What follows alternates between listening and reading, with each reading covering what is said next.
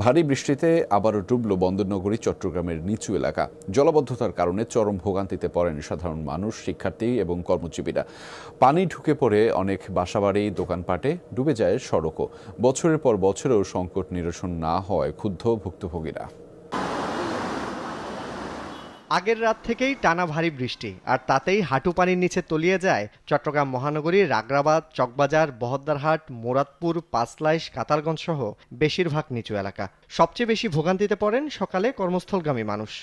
আমি এই রাস্তা দিয়ে আসার কথা ছিল, এই রাস্তা দিয়ে আসতে না পেরে অনেক দূর ঘুরে আসছি। পাঁচলাইশ এদিকে পানি বেশি পাই, পানির ভোগান্তিটা অনেক কষ্টকর। পানির জন্য গাড়ি চালাইতে পারি না, রাস্তার যে প্যাসেঞ্জার পামু তাও নাই। বৃষ্টির কারণে আমাদের বাড়া হচ্ছে না, এরপরে গাড়ি নষ্ট হয়ে যায়, রাস্তাঘাট দেখা যাচ্ছে না পানির কারণে।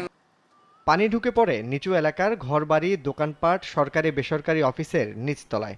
সড়ক ডুবে যাওয়ায় ব্যাহত হয় যান চলাচল।